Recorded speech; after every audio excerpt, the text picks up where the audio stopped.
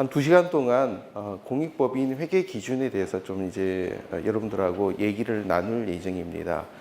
이 공익법인 회계 기준은 그러니까 우리나라의 이제 비영리 분야에서 그동안에는 별로 아무도 별 고민 안 하다가 이제는 뭔가 좀 의미들을 가져야 되겠다 하고 얘기들이 시작되는 그 과정에서 지금 나온 부분들입니다. 그래서 여기에 관련된 기존에 있었던 이 앞의 얘기들 그 부분을 좀 전반부에 좀 설명을 드리고 두 번째로 공익법인 회계 기준이 구체적으로 어떤 내용들이 담겨져 있는지 그렇게 좀 두 파트로 좀 나눠서 설명을 드리겠습니다. 먼저 오늘 하는 내용 자체가 공익법인 회계 기준이다 보니까 그러면 공익법인이 뭐냐라는 것부터 먼저 좀 한번 정리를 한번 해보는 것이 필요합니다. 그래서 첫 번째 공익법인일 때 우리가 보통 이 공익법인 관련돼서 많이 얘기 나오는 게 비영리 법인이라는 용어도 쓰이기도 하고 또 공익법인이라는 얘기도 쓰이기도 하고 민간단체, 사단법인 여러 가지 용어들이 좀 혼재되고 있습니다. 그래서 법적으로 그러면 이게 어떤 차이들이 있느냐? 그러니까 이 공익법인을 할 때 제일 기본적인 것은 출발 자체는 우리가 보통 얘기하는 사단법인, 재단법인 이것은 우리가 민법에 나와 있는 그 내용들이죠. 그래서 우리가 보통 알고 있는 주변의 많은 법인들은 대부분 사단법인, 재단법인입니다. 거기에 더불어서 이 내용 중에 좀 특수한 법인들, 이 특수한 법인이라면은 민법은 그냥 어떤 그 공익 성격이 아니라 영리 목적이 아니면은 다 사단법인, 재단으로 분류하는데 그 중에 좀 특수한 성격 여기에 보이는 것들은 학교, 의료법인, 사회복지 그리고 공익법인 이렇게 얘기들이 나와 있는데 적십자도 여기에 특별법으로 움직이는 구조 중에 하나가 됩니다. 이런 얘기들이 만들어져 있고 그 다음에 있는 부분들이 이제 여기 보는 사회적 협동조합이나 아니면 비영리 민간단체 여기 제가 박스가 있는 쪽은 우리가 설립 등기가 된 조직들이고 박스가 없는 쪽은 등기가 안 된 조직이지만 세법상 공익법인이라는 개념으로 보는 부분들입니다. 비영리 단체로. 그래서 이 비영리 단체로 보이는 이 여러 조직들 중에서 지금 보면은 세법상 이렇게 어떤 그 범위를 정해서 자 지금 이 범위를 정하면 이 단체들은 비영리 법인 중에 특별하게 공익적 성격이 있으니까 여러 가지 세제 혜택을 주겠다 하는 개념이 세법에서 정리가 되어 있습니다. 그래서 거기에는 우리가 비영리 법인이면은 보통 면세단체다라고 우리가 보통 이해를 하고 있습니다. 실무에서. 근데 모든 비영리 법인이 면세단체가 아니라 여기서 나와 있는 이 테두리 안에 한정되어 있는 조직들만 면세단체입니다. 근데 이 면세는 모든 세금에서 면제가 아니라 기부금을 받았을 때 증여세가 면제된다는 그런 개념이죠. 그래서 전체적으로 보면 우리나라에서 나오는 대부분의 비영리 조직은 여러 가지가 이제 다양한 민법이든 다른 여러 특별법이든 이렇게 해서 만들어져 있는데 그 중에서 세법에서 특정한 요건을 지정해서 그 요건이 충족되면은 세법상 지정기부금 단체라고 얘기를 하고 그리고 거기에 대해서는 증여세도 비과세하고 또 기부금 공제 혜택도 주게 됩니다. 그래서 아마 여러분들 중에 우리가 쉽게 생각해서 동창회도 비영리 단체입니다. 근데 동창회는 이런 공익 성격이 아니니까 이런 지정이 안 돼 있죠. 그래서 동창회에다가 기부금 내고 여러분들 그러니까 학교에서 별도로 후원회가 조직된 경우는 상관없는데 그렇지 않은 경우는 우리가 기부금 공제 혜택에서는 해당이 안 되는 부분이죠. 자, 이렇게 돼 있을 때 그러면 이 세법에서 말하는 공익법인에 대한 기준은 전반적으로 한 3가지로 우리가 좀 나눌 수 있습니다. 제가 이것을 먼저 설명드리는 이유는 여러분들이 이제 어찌됐든 비영리 적십자가 있는 이 분야에서 어떤 세법의 구조를 이해하시는 것이 먼저 도움될 것 같아서 먼저 좀 정리를 드리는 부분입니다. 세법에서 이 공익법인으로 분류되는 첫 번째 기준은 위에서 나와 있는 것 같이 사업 목적, 그러니까 우리 보통 정관을 보면은 여기는 어떤 목적이다 이렇게 사업 목적이 열거가 되어 있습니다. 그러니까 그 사업 목적들이 이러이러한 어떤 공익적 성격을 하는 경우들은 별도의 절차 없이 존재 자체로 공익법인 기부금 단체가 되는 것이죠. 그래서 하나는 정관에 있는 목적 사업 자체로 공익법인이 되는 경우가 있고, 그 다음에 두 번째는 우리가 보통 많이 알고 있는 경우죠. 여기 나와 있는 주무부처나 아니면 행안부 추천으로 기획재정부 장관이 지정하는 단체. 보통 보면은 사단법인들, 뭐 환경단체라든지 아니면 불우이웃돕기하는 단체, 이런 단체들이 주로 여기가 되죠.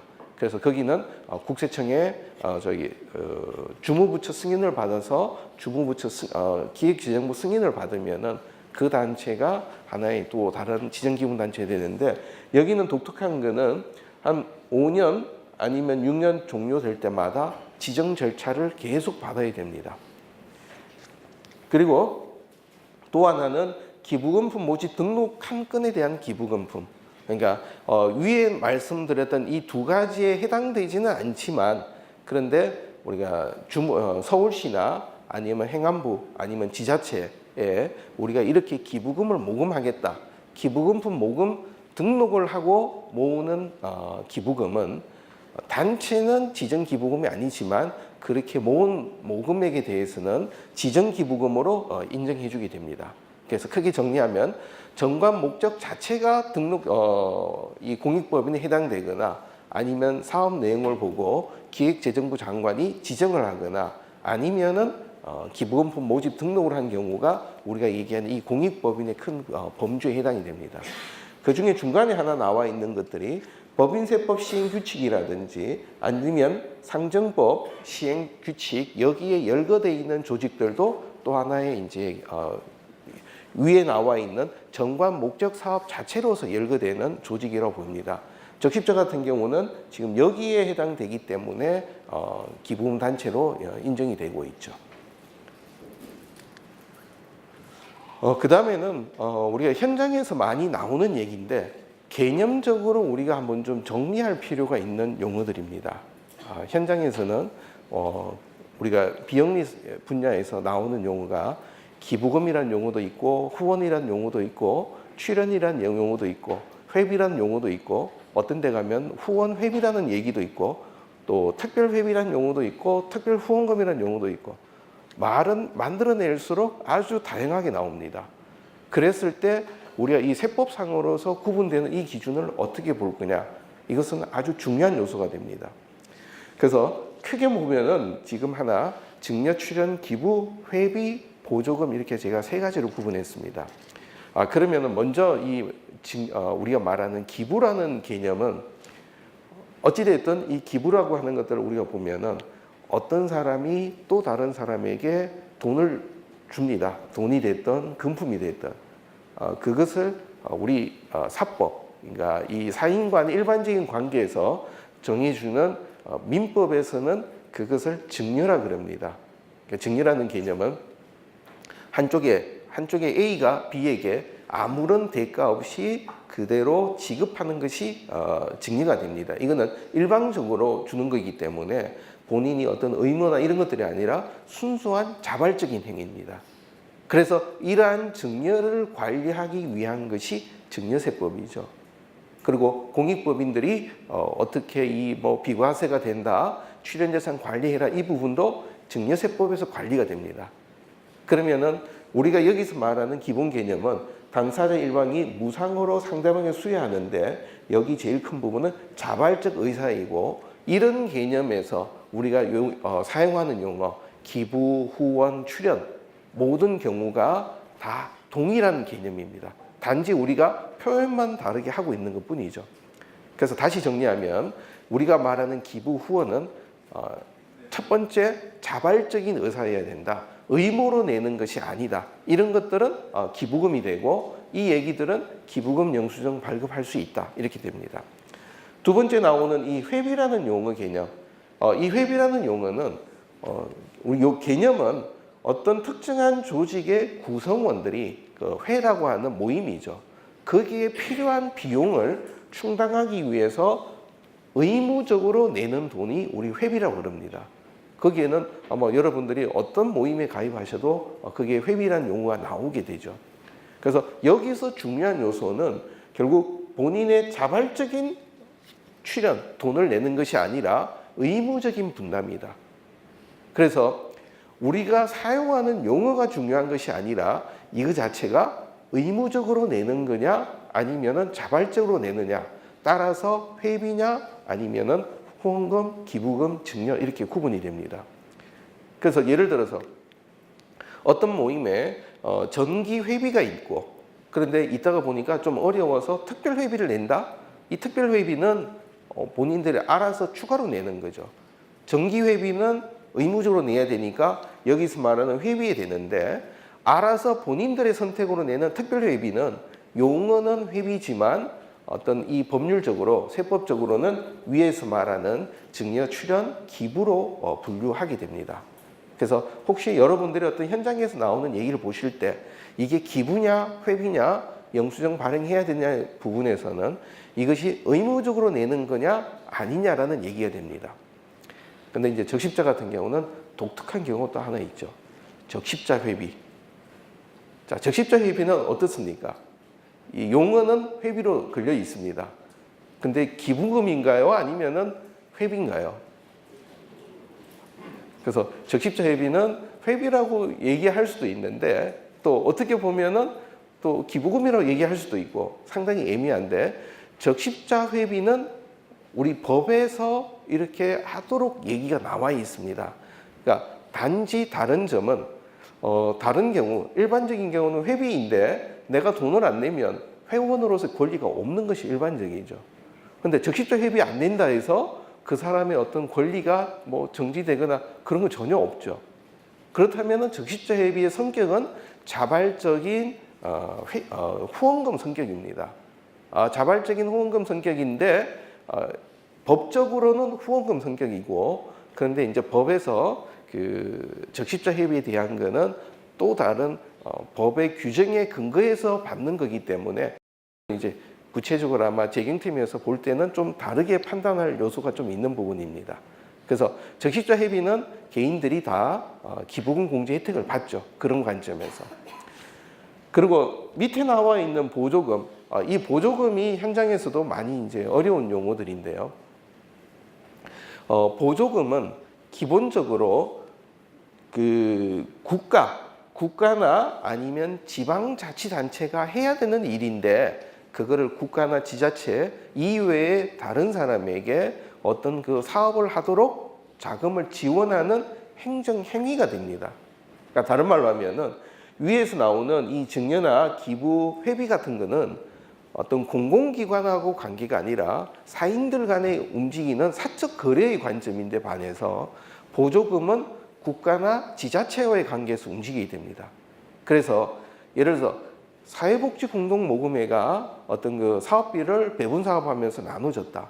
보통 단체들은 이것도 우리 보조금, 지원금 받았다 얘기하지만 사회복지공동모금회가 받은 그 재원이 국가나 아니면 지자체의 재원으로 나온 것이 아니기 때문에 엄격한 의미에서는 모금회로부터 받은 돈은 보조금이 아니라 여기 나오는 기부금의 성격에 해당이 됩니다.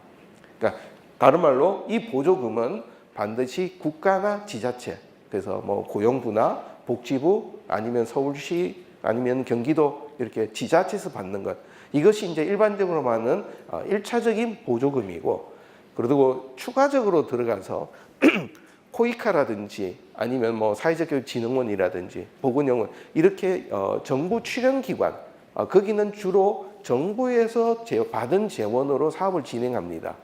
이렇게 되는 경우를 간접 보조라고 표현을 하죠. 그래서 여기서 말하는 보조금은 국가로부터 직접 받는 보조금이나 아니면은 2차 간접 보조자로부터 받은 보조금까지를 우리가 보조금이라고 표현합니다.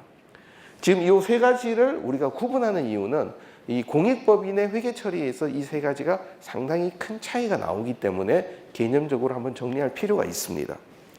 그럼 이런 얘기들이 공익법인의 그 자금 흐름에 어떤 영향을 미치느냐? 지금 말씀드린 부분들은 아마 적십자의 전부에 걸리는 부분은 아닌데, 그러나 비영리에서 나오는 큰 흐름에 대한 정리라고 보시면 좋겠습니다. 공익법인에게 나오는 자금은 우리가 일반적으로 회비, 아까 제가 말씀드렸던 의무적인 분담금이죠. 그럼 의무적인 분담금은 회를 유지하기 위한 것이니까 기본적으로 이 회비는 단체의 운영 관리비로 사용이 돼야 됩니다. 물론 이 회비를 가지고 단체 운영비로 안 쓰고 다른 데 좋은 사업에 써도 상관은 없습니다. 그러나 여기서 중요한 거는 단체의 관리 운영비는 이 회비로 사용돼야 된다라는 게 이제 우리 하나 먼저 생각해야 될 부분입니다. 두 번째는 우리가 보통 보는 일반적인 후원금, 기부금, 이런 후원금, 기부금을 받으면은 첫 번째는 우리가 목적 사업에 사용할 재산, 처음에 이제 단체를 만들어서 보증금도 내고 비품도 사고 차도 사고 이런 경우들이 이런 재산 취득이 되겠죠. 두 번째로는 우리가 사용할 수 있는 게 목적 사업에 바로 소비하는 것. 이거는 어떤 수혜자가 있어서 그 사람들에게 배분을 하는 거나 아니면 사업 진행하면서 필요한 경비를 바로 집행하는 것들이죠. 이런 얘기들이 있고, 그 다음에 또 하나는 이제 수익사업 자본으로 투입하는 경우, 우리 적십자도 이 경우에 일부가 이제 해당이 되죠. 이 얘기는 어떤 얘기냐면, 돈을 받았지만, 후원금이나 이 기부금을 받았지만, 이거를 직접 쓰는 것보다, 그러니까 대표적인 예를 제가 장학재단을 한번 말씀을 드리면, 장학재단에 100억 이런 큰 돈이 들어왔는데, 그것을 은행에 정기예금으로 이자로 계속 운용할 수도 있고, 아니면은 빌딩을 하나 사서 임대를 해서 임대 수익으로 장학금을 지급할 수도 있죠. 자, 이런 경우 기부받아서 임대용 건물 샀다는 거 우리 일반적인 개념으로는 인정하기가 쉽지 않죠. 왜 기본 돈으로 돈 버는 사업 하냐? 그런데 그 돈 버는 목적 자체가 나중에 다시 나오는 운용소득, 이익금을 가지고 이렇게 목적 사업에 관련된 소비 활동이나 아니면 이쪽으로 한다는 전제라면 이것도 목적 사업에 사용하는 걸로 봐주겠다는 얘기입니다. 그래서 기준은 나온 운용소득, 이익금의 70% 이상을 사용해야 된다, 이런 기준입니다. 그런데 나오는 이자 어떤 수익들 가지고 계속 몸집 불리게 한다면 그거는 인정 안 해준다는 얘기입니다. 그리고 그 다음 부분은 목적 사업에 사용하는 재산을 갖고 있는데 이것을 나중에 매각하게 되면은 이 매각한 금액 이 부분도 여전히 똑같이 목적 사업에 또 다른 사업의 재산이나 아니면 소비하거나 기부하거나 이런 용도로 사용돼야 된다 하는 얘기가 됩니다. 그리고 그 외에 추가적인 수입이 보조금이나 프로그램 수입인데, 이 보조금 같은 경우들은 보조금 자체 사업으로 바로 이제 사업이 사용되었게 되죠. 그래서 국가 입장에서는 기부금 단체에게 아까 말씀드렸던 것 같이 이렇게 되고 증여세 또 기부금 공제 혜택 이런 부분들이 되니까 받았던 후원금들이 이런 그림 속에서 사용되느냐 이런 부분을 늘 관리하게 되고, 그러다 보니까 국가가 아마 3월 달이나 아니면 6월 달, 4월 달 국가가 보고를 받는 것 자체도 기본적인 관점은 이런 돈들이 이런 목적 사업에 어떻게 사용됐느냐 이것들을 보고받으려고 그럽니다. 그래서 아마 여러 이제 지사에서 나눠져 있더라도 이런 정보를 중앙에서 나중에 취합하게 되죠. 비영리 조직에 관련된 회계 기준에 대한 흐름, 이 부분은 제가 강의 안에는 안 넣었던 부분입니다. 제가 설명하다 보니까 이걸 하나 넣는 게 좋을 것 같아서 추가로 좀 집어넣었던 부분입니다. 비영리 조직에 관련된 회계 기준을 보면은 개별적인 규정인데, 이 개별적 규정은 설립 근거 법률, 민법이라든지 공익법인법, 사회복지사업법 여러 가지 어떤 그 설립 근거 법률이 있는데 여기에는 특별한 회계 규칙이 없습니다.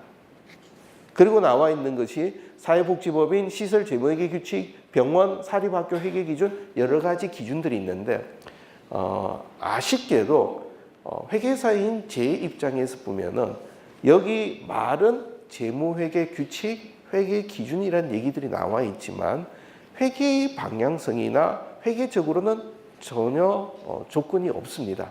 단지 수입을 어떻게 해라, 지출 어떻게 해라, 아주 단순한 자금 관리를 위한 규제 관점에서 나와 있습니다. 그리고 또 하나, 독특한 것들은 이렇게 개별 규정이 나와 있는 것들은 공통된 요소가 대부분 정부에서 보조금 받는 조직들을 대상으로 회계 규칙들이 있습니다. 그 이유는 우리가 말하는 비영리 재무 정보의 일반적인 유용성, 이해 가능성, 목적 적합성, 그러니까 이런 용도가 중요한 것이 아니라 보조금을 줬는데 이 보조금 제대로 사용하느냐 관리 감독하기 위해서 만들어진 규정이다 보니까 실질적으로 기부자와 소통하는 데는 상당한 문제가 있는 규정들이었습니다.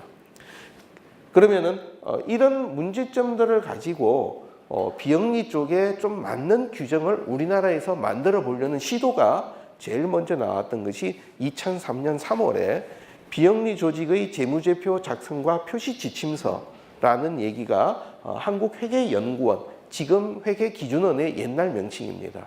거기서 처음 얘기가 나왔는데 그때 시점에는 단순한 외국 사례들 어떤 이 미국 기준, 페집이라고 하는 미국 기준을 국내에 번역하는 수준이어서 별 우리 현실에 좀 안 맞는 부분이고 또 그 당시에 이것은 강제성이 없는 지침서였기 때문에 그냥 이렇다라고 한번 소개되고 그대로 끝났습니다. 그러나 그 다음에 이제 시작됐던 시도가 한 10년 지나서 비영리 조직 회계 기준, 이때는 공식적인 것이 아니라 안으로 나왔습니다. 회계기준원에서. 근데 이제 이때 이 얘기가 나오면서 회계기준원은 여러분 아시는 것 같이 금융감독원의 기재부에서 일반 기업들의 회계, 금융감독원에서 관리하는 거기에 일부를 위탁받아서 운영하는 조직이 회계기준원입니다. 그러다 보니까 어떻게 보면은 기준원은 금감원의 어떤 그 하부 기관이다. 근데 왜 금감원이 모든 조직, 왜냐하면 여기에서 보면은 우리나라에서 나오는 설립 그 근거 법률은 각 주무부처마다 관리 감독을 따로 합니다. 비영리 법인들은. 그러니까 나는 복지부다, 나는 기재부다, 나는 행안부다 이렇게 돼 있는데 복지부 입장에서 보면은 왜 금감원에서 우리 소관하는 비영리 법인에 대해서 여기에 회계 처리를 하라고 얘기하느냐? 너희들은 주식회사만 하지 비영리 법인에 대해서는 할 권한이 없다. 이것이 물밑에서 상당히 논란이 됐습니다. 그래서 처음의 개념은 외부감사법에다가 이 얘기들을 공식적으로 넣으려고 했다가 더 진행이 안 되고 이런 안이 있다라고 이렇게 한번 공시하는 걸로 끝났습니다. 그러는 상태에서 우리나라에서 계속 이제 2015년 뭐 한국일보가 공익법인들이 기부금 뭐 어떻게 잘못 쓴다 하고 막 그때 한번 2, 3일 동안 신문에 보도가 되다 보니까 이 얘기들에 대해서 좀 뭔가 고민을 해야 되겠다라는 것이 비영리 분야에서 많이 논의가 됐습니다. 그러는 상태에서 2017년 비영리 조직의 회계 기준 여기에 대해서 이 기준들을 한층 더 좀 발전시켜서 작년에 기준이 공포가 됐습니다. 자, 지금 이 얘기가 나오게 된 취지는 2007년부터 상속세 및 증여세법 따라서 모든 비영리 법인들이 기부금 받는 법인들은 국세청에 결산을 공시하도록 되어 있습니다. 홈페이지에. 근데 여기서 나왔던 개념은 결산서를 공시하도록 한 건데 공시하는 양식이 어떻게 보면은 그냥 회계 처리 기준이 돼버린 거예요. 공시 양식을 이렇게 만들어 놓으니까 단체들은 이렇게 결산하라는 간접적인 기준이 돼버린 겁니다.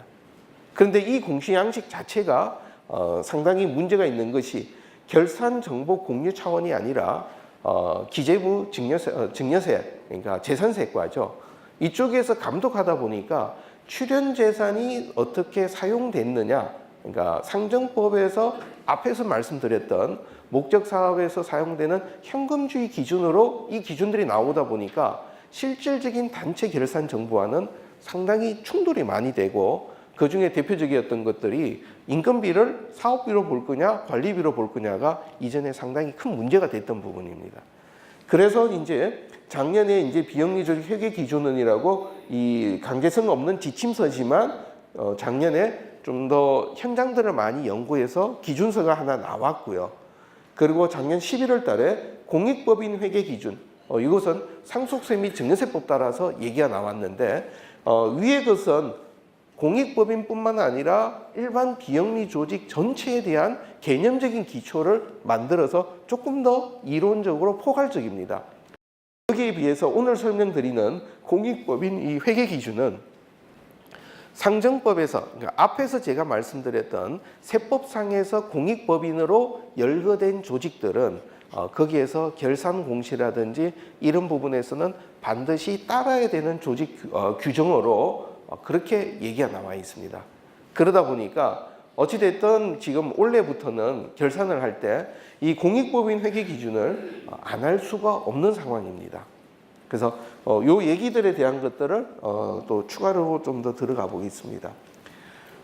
공익법인 회계 기준에 대해서 전반적인 일반적인 사항을 한번 보시면은 첫 번째는 상정법에 따른 공익법인 등 이제 앞에서 말씀드렸던 우리 그 단체 목적 자체가 정관상의 목적이 우리 공익적 성격이냐 아니면 기획재정부 장관의 추천을 받았느냐 지정받았느냐 아니면은 기부금에 따라서 모금 등록을 했느냐 이 기준에 따라서 이런 경우들은 이런 공익법인 등이 회계 감사를 받거나 아니면 결산서를 공시하는 입장에서는 반드시 이 기준에 따라 결산을 해야 된다.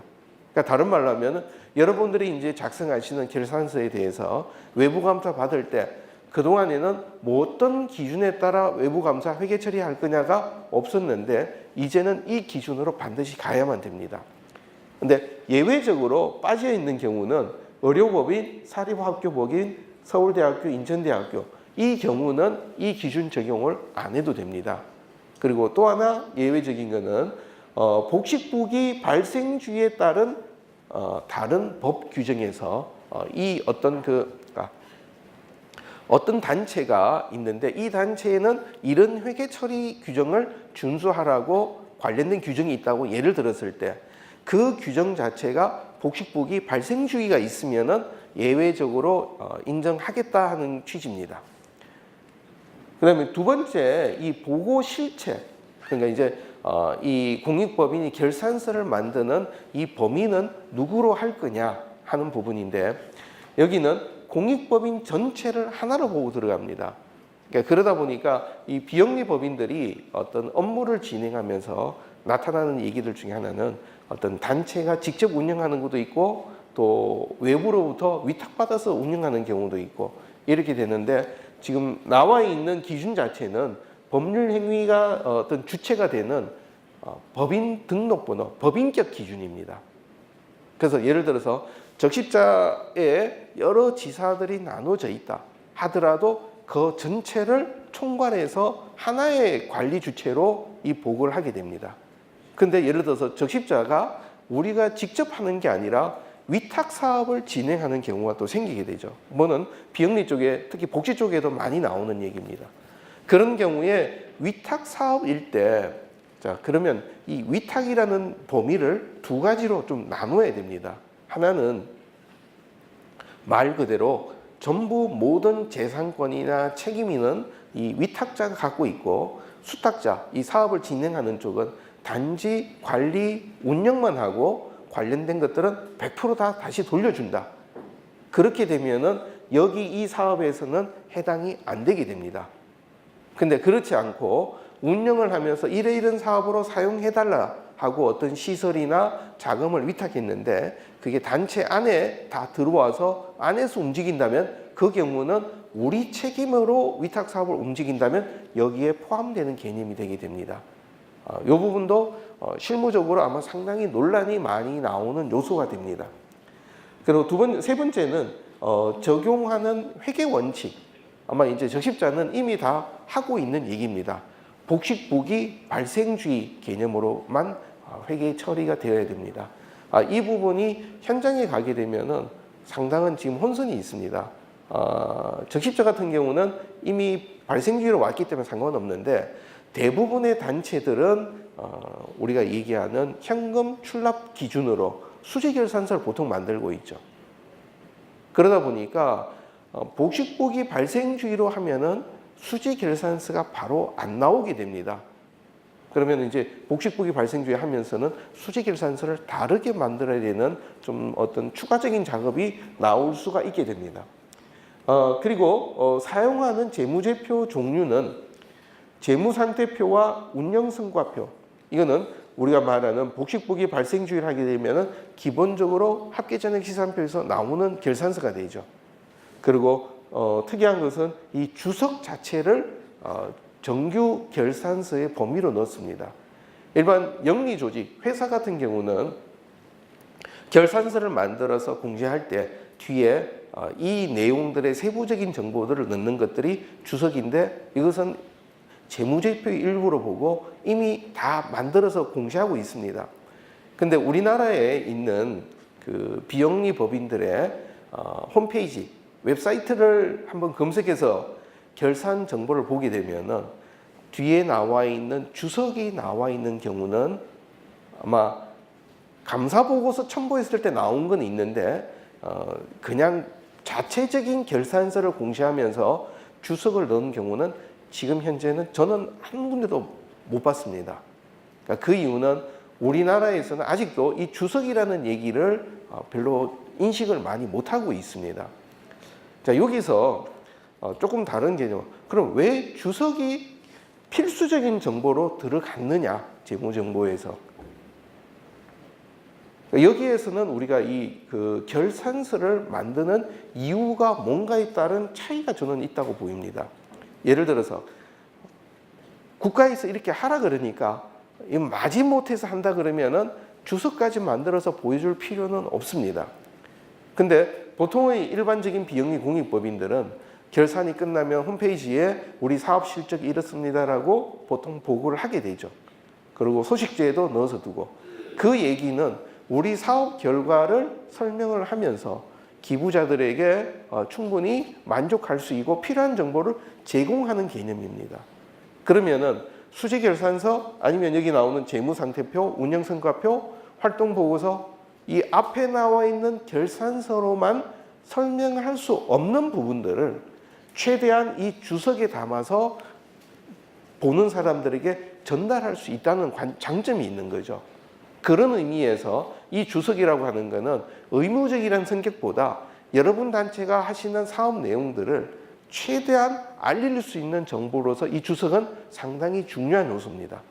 다른 말로 좀 심하게 표현하면 단체들은 왜 이것만 쓰느냐, 우리는 이것도 더 쓰겠다라고 하면서 더 많은 정보를 소통하는 것, 그것 자체가 비영리 공익법인의 어떤 존재 이유가 될 수도 있는 거죠.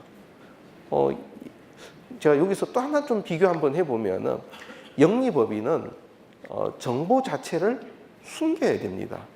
숨겨야 된다는 얘기면 원가 명세서, 그러니까 디테일한 어떤 제품에 만드는 원가 명세서를 보여주면은 결국 우리가 만드는 제조 노하우가 공개되는 관점이 돼버리죠. 그러다 보니까 영리 조직은 결산 정보를 공개하는 게 아니라 최대한 감춰야 영업 비밀이 유출이 안 됩니다. 그런데 비영리 조직은 이 결산 정보라는 것 자체는, 우리가 영리 조직은 결산 정보가 아니라 제품을 홍보하죠. 근데 비영리 조직에서 홍보하는 것은 제품이 아니라 우리가 어떻게 사업했다는 우리 정체성을 홍보하는 겁니다. 그 정체성을 홍보하는 차원에서라면 여기 나와 있는 이 주석에 관련된 정보는 아주 중요한 우리의 정체성을 설명하는 얘기가 됩니다. 그런 관점에서 저는 적십자도 그렇고 모든 비영리 법인이 주석 정보를 최대한 잘 만들어야 된다는 생각입니다. 그 다음에 여기서 이제 이 얘기는 아마 이제 그 여러분들이 복식부기로 지금 회계 처리를 하고 계시는데, 제가 이제 이 그림을 한번 좀 그렸던 이유는 회계사들도, 심지어 회계사들도 복식부기에서 용어가 우리가 보면 왼쪽에 있는 것을 차변이라 그러고 오른쪽에 있는 것을 대변이라 그러죠. 근데 왜 차변이고 대변이라 그러느냐? 또 왜 차변은 왼쪽에 하고 왜 오른쪽에 대변이냐? 아니면은 또 지금 이렇게 나오는 여러 가지 얘기들에 대한 것들이 우리가 복식부기 거래 8요소라 해서 왼쪽에 자산의 증감, 자산의 감소, 이런 것들을 회계 공부하면서 대부분 배웁니다. 근데 왜 이렇게 하느냐라는 것을 저도 모르고 그냥 외워서 했습니다. 근데 처음에 보니까 너무 어렵더라고요. 그래서 뭐 오늘 오신 분들을 이미 알고 계신 분도 계시지만 복식보기가 이 하는 개념이 왜 이렇게 가느냐 하는 부분을 한번 좀 정리를 한번 좀 드렸으면 합니다. 여기서 지금 나오는 것들은 제가 이 자금의 조달이라는 표현을 썼습니다. 결국 조직에서 회계라고 하는 부분, 재정 파트가 하는 일은 돈이 들어오고 나간 것을 기록합니다. 그러니까 다른 말로 이 자금, 재정, 돈이 개입되지 않은 것은 일단 기록의 대상에서 포함이 안 되죠. 그런 점에서 회계사는 좀 심하게 표현하면 돈만 아는 전문가다. 이제 여러분 웃으시라고 하는데 아무도 안 웃으시네요. 이게 왜냐하면 예를 들어서 이제 저는 이제 병원에 계시는 의사분들하고 비교하면은 좀 다른 점이 느껴져요. 의사분들은 어떻든 빈부귀천 안 가리고 모든 사람들에게 의술을 베풉니다. 근데 회계사는 돈 없는 사람하고는 안 만납니다. 저희가 안 만나려고 하는 게 아니라 안 오세요. 결국 이 회계라는 게 돈의 흐름 때문에 그런 부분입니다. 그래서 결국은 회계라고 하는 개념은 돈이 들어오고 나간 것, 사용된 걸 기록합니다. 그러면은 여기서 말할 때 이 돈이 들어온 자금의 조달이라고 하는 부분들은 자, 돈을 받았을 때 우리가 관리해야 되는 거는 이거는 내가 알아서 써도 되느냐 아니면은 내가 나중에 누군가에게 돌려줘야 되느냐 그 내용을 알고 있으면은 내가 바로 써도 되느냐 아니면 얼마 동안 좀 관리해도 되느냐 아니면 이것은 그게 아니라 빨리 갚아야 되느냐 이 얘기가 되는 거죠. 그래서 돈이 들어오면은 이 돈이 내가 알아서 써도 되는 거냐 아니면 누구에게 다시 돌려줘야 되는 거냐 돌려줘야 되는 것이 일시적으로 그것이 한 달이 됐든 1년이 됐든 2년이 됐든 아니면은 열흘이 됐든 이렇게 되는 것들을 우리가 보통 부채라는 얘기를 쓰죠. 근데 그것이 아니고 어떤 조직이 존재하는 한은 우리가 계속 활용할 수 있다. 기업이라 그러면 주로 자본금이 되죠. 또 영업활동하면서 나온 이익금 같은 경우는 계속 활용할 수 있는 거죠. 그러니까 이 경우를 갖고 우리는 자기자본 아니면 순자산이라는 표현을 씁니다. 자, 이렇게 돈이 들어온 것들을 꼬리표에 붙여서 관리를 하고 그 다음에 이 사용된 결과들을 갖고 얘기할 때 계속 사용할 수 있는 것들을 자산이라고 하고 한번 사용하고 소비되고 없어지는 것들을 우리는 비용이라 그럽니다.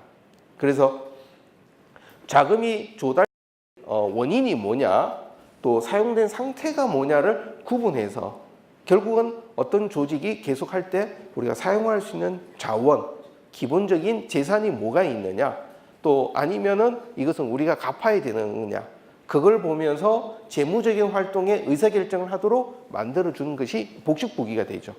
단식부기는 우리 현금 출납점 같이 현금이 들어오고만 나가는 것만 보니까 전반적인 단체의 상황 파악하기가 쉽지 않은 부분입니다. 그래서 이것 자체가 우리가 복식부기하는 어떤 기본적인 구조가 되고 그래서 지금 우리가 대변이라고 얘기한다는 것은 어디서 자금을 꾸어왔느냐 자금의 조달이 어떤 면에서 왔느냐 하고 보는 게 대변이고 차는 우리가 돈을 다시 줬다는 얘기죠. 그래서 이 돈이 사용된 내역이 뭐냐라는 얘기가 나옵니다. 그래서 아마 여러분들 복식부기 하시면서 전편 만드셨을 때 차변하고 대변하고 얘기 가만히 한번 보시면 차변에 나왔던 분계들은 어찌됐든 이것은 뭔가 자금을 사용한 결과들을 기록하는 쪽이고 대변 쪽은 오른쪽은 어디서 어떤 원인으로 자금이 들어왔느냐 이 부분들을 주로 하는 부분입니다. 그래서 한번 알고 계시는 내용이지만 한번 정리를 한번 해봤습니다. 타 법령하고 관계에 있어서 기본적인 원칙 중에서 공익법인 회계 기준에서 없는 내용들은 일반 기업 회계 기준을 준용하도록 규정이 되어 있습니다. 그 얘기는 다른 말로 기준이 없으면은 우리 일반 기업 회계 이제 현재 우리나라 기업 회계 기준이 일반 기업 회계 기준 그다음에 KIFRS 두 가지 용어가 있죠. 그래서 규모가 큰 데들은 IFRS를 도입해야 되고 그렇지 않은 데는 일반 기업 회계 기준 쓰는데 조금 쉬운 기준으로 지금 적용하도록 하고 있습니다. 근데 이제 문제점이 특히 이제 예를 들어서 보조금이나 이런 부분들이 우리 공익보험 회계 기준에서 규정이 없다 보니까 몇 가지가 좀 어려운 부분이 요소가 발생이 됩니다. 그래서 이런 부분들은 좀 개정이 돼야 되는 부분인데 그만큼 이번에 아직은 이렇게 만들어진 기준 자체는 계속적으로 더 논의하면서 보완돼야 될 내용들이 됩니다.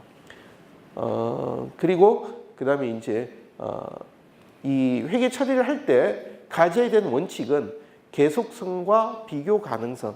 이것은 비영리뿐만 아니라 회계라고 하는 결산서의 기본 정보는 계속성과 비교 가능성을 가져야 된다는 것은 회계 개념의 기본적인 개념입니다. 근데 그러면 왜 계속성과 이런 비교 가능성을 가져야 되느냐? 그러니까 결국은 우리가 작년과 올해를 비교하면서 우리가 어떻게 지금 가고 있는가를 현실을 파악하려고 하는 거죠. 그래서 앞으로 어떻게 할 거냐? 그러려면은 비교한다는 얘기는 같은 기준으로 있는 것들을 비교하는 거죠. 서로 다르게 돼버렸으면은 이거는 비교의 의미가 없습니다. 그래서 결국 비교 가능성을 확보하기 위해서는 계속성이 반드시 지켜져야 되겠죠. 그리고 이런 얘기에서 이런 의미들이 나온 게 회계 정책의 변경, 회계 추정의 변경, 오류 수정. 요 얘기 지금 세 가지 요소 나오는 것들은 공익법인뿐만 아니라 일반 기업 회계 모든 회계에서 공통된 요소입니다. 그래서 하나는 정책의 변경, 정책의 변경과 추정의 변경인데 정책의 변경은 옛날에는 예를 들어서 감가상각을 정률법으로 해왔는데 앞으로는 정액법으로 바꾸겠다. 자, 이것은 정률법이나 정액법 두 가지 다 정당한 방법인데 우리 조직이 어떤 정책을 바꾸는 거죠. 그런 경우는 기본적인 정책이니까 옛날에는 이렇게 돼 있는데 앞으로는 이렇게 가겠다라고 하는데 여기서 소급 적용에 따라서 수정 사항이 반영돼야 되는 거. 그러니까 정액법을 하게 되면 기본적인 정책이 바뀌니까 정률법에서 정액법 왔을 때 이 차이가 어떤 효과들이 반영이 되느냐 하면서 이 앞에 결산서를 다시 재작성하는 개념이 되죠. 그래서 이 부분들은 소급 적용이 되니까 단체가 상당히 작업이 크게 됩니다. 그러면은 이제 우리가 이제 이 회계 기준 처음 도입하면서 그럼 회계 기준에 따라서 처리 방식이 바뀌면은 이거는 정책의 변경인가? 아니면 여기 나오는 추정이나 오류 수정 변경 이런 얘기가 이 기준 처음 만들면서 좀 논의가 됐습니다. 그래서 여기에서 나온 논의는 뒤에서 한번 설명을 더 드리겠지만 기본적으로 재무제표 만들면서 처음 이 기준대로 새로운 정보를 만들려면은 기존에 잘못됐던 것들이 다 소급 적용되도록 지금 방식이 되고 있습니다. 그래서 아마 원래 여러분들이 작성하시는 양식에서는 상당히 좀 작업이 많이 들어가게 될 겁니다. 그 다음에 추정의 변경. 추정의 변경은 예를 들어서 우리 보통 쉽게 생각했을 때 어떤 저 피아노를 샀는데 이것은 우리가 10년을 쓴다고 생각했는데 가다가 보니까 이게 너무 빨리 마모가 돼서 이게 새로 조율하는 거 조율해도 제대로 안 돼서 이거는 앞으로 2, 3년밖에 못 쓴다. 그러면은 감가상각을 훨씬 더 당기게 되죠. 그래서 이때는 현재 시점 이후 부분에만 이 효과들을 반영하는 쪽이 됩니다. 여기는 뭐 일반적인 얘기인데 이제 오류 수정 얘기가 사소한 오류냐 아니면 중대한 오류냐.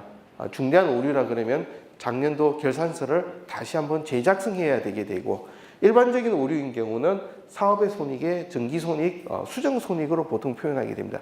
이 부분은 특별한 의미보다 아마 현업부서에서는 그렇게 많이 나오는 경우는 아닐 겁니다. 주로 중앙에서 회계 처리할 때 고민해야 되는 이슈가 되겠죠. 이제 앞부분은 저희가 좀 큰 그림으로 얘기 나왔는데 이제부터는 조금 더 구체적으로 달라지는 개념들을 좀 몇 가지 설명드리면 재무제표 구분하는 거는 통합표시 중요한 항목 하는 거다. 비교 재무제표 작성하면서 기간별 비교가 가능하도록 하겠다. 이런 얘기들도 일반적인 얘기입니다. 근데 이제 이번에 만들어진 기준에서 기존에 우리가 알고 있던 개념과 가장 큰 차이가 재무제표 작성할 때 이 사업 구분을 공익 목적 사업 부문과 기타 사업 구분으로 구분하도록 되어 있습니다. 그러니까 이 얘기가 우리가 보통 얘기할 때 일반적으로 비영리 회계 얘기하면 목적 사업, 수익 사업 이렇게 보통 구분해 왔습니다. 근데 그 얘기는 어떻게 보면은 회계 기준의 개념이 아니라 이 회계 단위를 구분하는 것에 대해서 그 전에 기준이 없다 보니까 세법에서 수익 사업과 수익 사업 아닌 것으로 구분해서 법인세가 과세 과정들을 정리해 왔던 겁니다. 그러다 보니까 법인세 신고하면서 결산서를 만들다 보니까 비영리 분야에서는 무의식적으로 회계 단위를 수익 사업과 목적 사업 이렇게 구분을 해버렸습니다. 그러면은 예를 들어서 우리 적십자에서 하는 일들 중에 정관에 등록 안 된 사업이 있습니까? 있으면 문제죠. 우리는 이 얘기하는 것들이 전부가 다 우리 정관에 있는 목적 사업입니다. 근데 막상 세법으로 가보니까 세법에는 수익 사업으로 분류가 돼서 수익 사업 신고를 하게 되죠.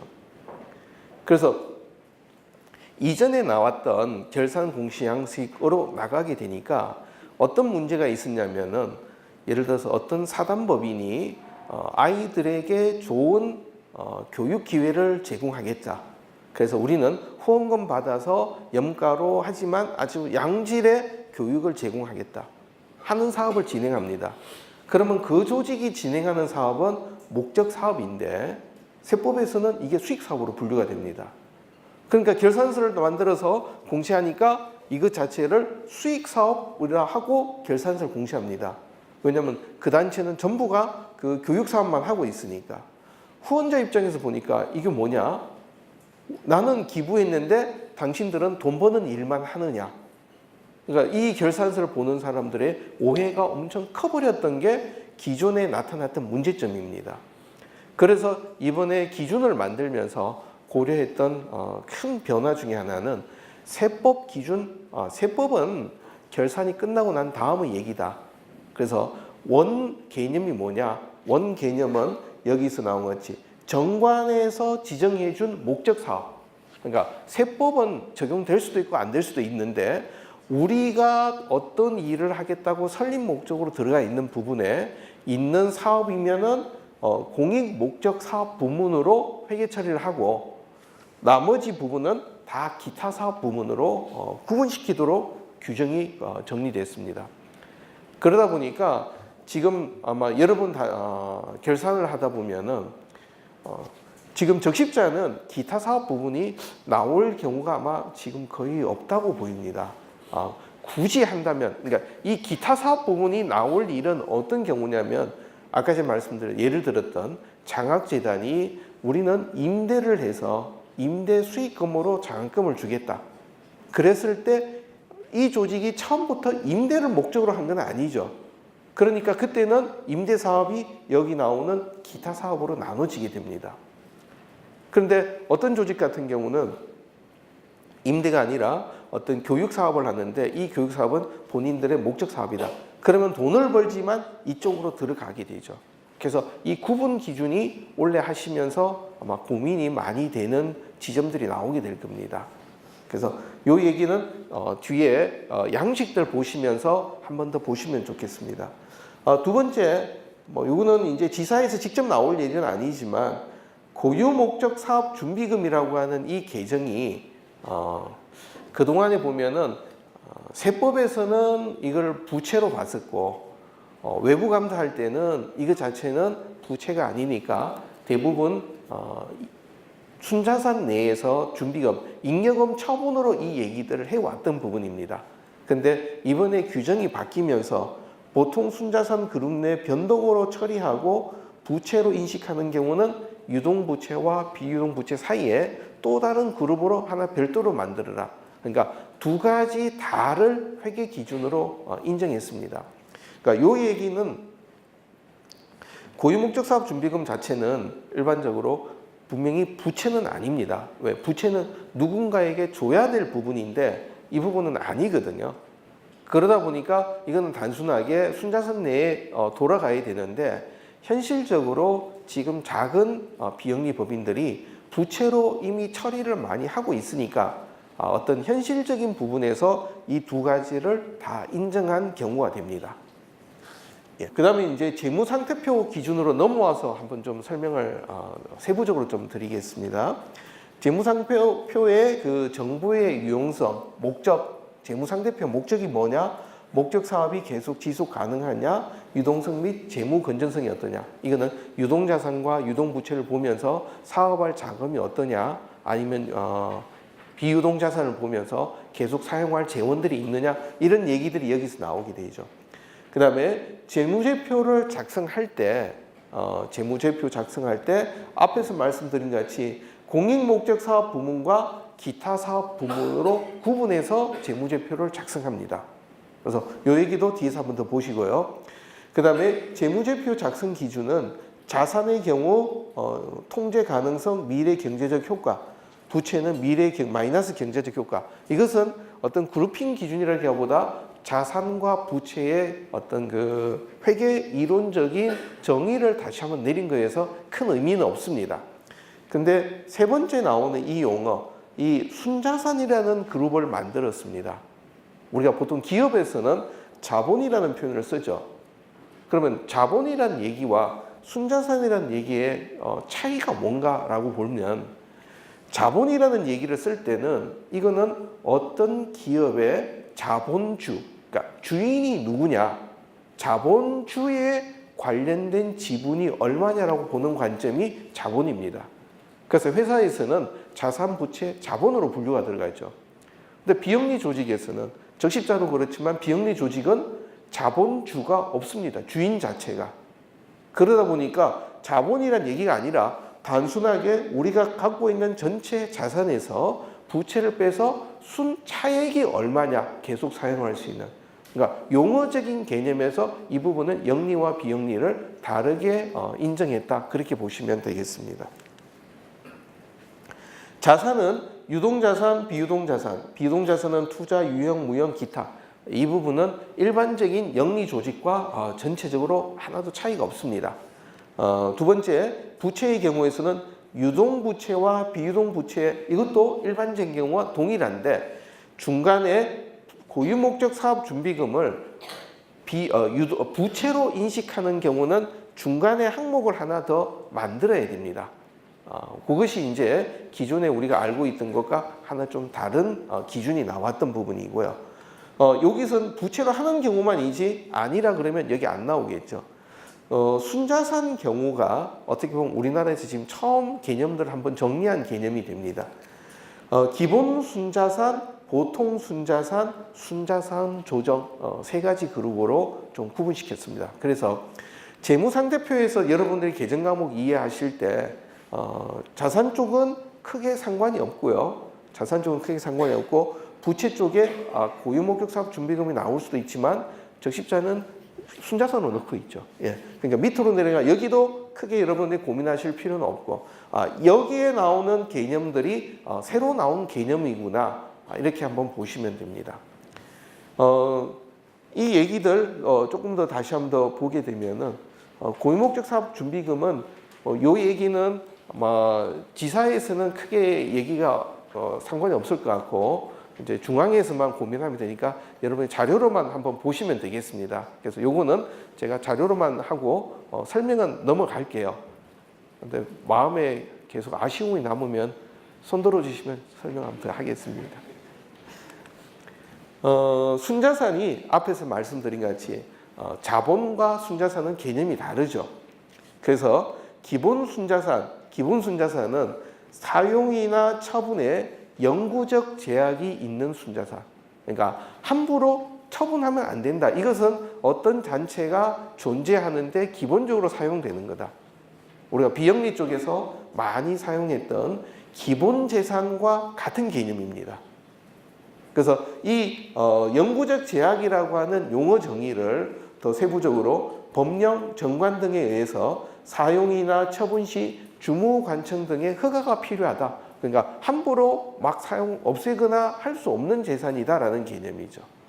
이런 부분들이 기본 순자산이 그리고 보통 순자산 조정은 순자산에 평가하면서 가감되는 경우들 거기에는 매도 가능 증권 평가손익, 유형자산 재평가 이익 등이 되는데 결국은 갖고 있는 재산에 어떤 우리 내부적으로 관리하면서 생기는 조정들이 여기 순자산 조정의 개념이 되겠습니다. 그리고 보통 순자산은 이런 기본 순자산이나 순자산 조정 이외에 남아있는 순자산들이 여기 해당이 되는데 그 얘기들은 결국 우리가 사업을 하면서 이따가 보면은 기부금이나 보조금이나 아니면 뭐 사업 수익들 여러 가지 들어오고 쓰고 하다 보면은 뭐 제로 베이스 예산이라 하더라도 100%다 안 되고 어떨 때는 플러스 마이너스 항상 나오게 되죠. 그런 일반적인 활동, 목적 사업 활동에서 나오는 차이들 그 부분들이 이제 잉여금이 되고 그리고 일부 부분은 어떤 우리가 수익 사업이 있을 때 이것은 목적 사업에 나중에 쓰겠다라고 남아있는 잉여금 중에 꼬리를 붙여서 따로 적립금이나 아니면 준비금으로 별도로 떼어둔 것 두 가지가 여기 나오는 보통 순자산에 해당이 되게 되죠. 자, 이런 얘기들이 이제 순자산에 대한 정의로 지금 되어 있습니다. 그래서 재무상태표를 만들었는 이 샘플을 여러분 한번 보시면은 보통은 그냥 통합만 나오는 경우들이 일반적이었습니다. 기존에는. 그래서 여기에 공익목적 사업과 기타 사업으로 구분해서 전기와 단기 비교하면서 이렇게 이제 계정 과목들이 쭉 나오게 됩니다. 그런데 이제 여기에서 만드시면서 공익목적 사업과 기타 사업이 있는데 실제 이것은 아마 여러분 내부 회계 다니는 공익목적 사업 안에 병원도 있고 혈액도 있고 여러 가지가 더 세분화되겠죠. 그러니까 내부적으로는 더 세분화하는데 외부 공시로는 공익목적 사업, 기타 사업 이렇게 두 가지로 구분해서 표시하게 됩니다. 그리고 또 하나 여기에서 이따가 보면은 공익목적 사업과 기타 사업 간에 뭔가 자금이 오고 가는 내부 거래가 있을 수 있습니다. 뭐 예를 들어서 순수한 수익 자금에 사업에 자본금으로 넣었다든지 아니면은 기타 사업 쪽에서 나왔던 이익금을 목적 사업으로 지원했다든지 이런 경우는 단체 전체의 거래 중에서 내부 거래에 해당이 됩니다. 그러면 여기 공익 목적과 기타 사업에서는 각각의 내부 거래들을 다 표시해주고 통합에서는 그 내부 거래는 다 제거된 숫자가 들어와야 됩니다. 그래서 어떻게 보다 보면 이 더하기 빼기 했는데 통합이 서로 다를 수도 있습니다. 이게 이제 어떤 여러분들이 결산서 만드실 때 고려해야 될 요소가 되겠습니다. 그 다음에는 이제 운영 성과표 얘기입니다. 운영 성과표, 비영리에서 얘기하는 운영 성과표는 일반 영리 조직의 손익계산서와 같은 개념이라고 보시면 됩니다. 근데 왜 운영 성과냐? 영리 조직은 우리가 그래서 우리 개인적으로 저는 상관없지만 제일 큰 규모가 삼성전자죠. 삼성전자의 1년 실적은 단기 손익이 얼마냐로 요약이 됩니다. 그러니까 결국은 주주들에게 배당할 이익이 얼마냐라는 개념으로 손익계산서를 합니다. 근데 지금 우리가 말하는 이 비영리 쪽은 원래 이익이 얼마 났냐가 중요한 게 아니라 들어온 자금을 어떻게 운영했느냐, 어떻게 활동했느냐 관점이어서 명칭이 운영성과표라는 용어를 사용합니다.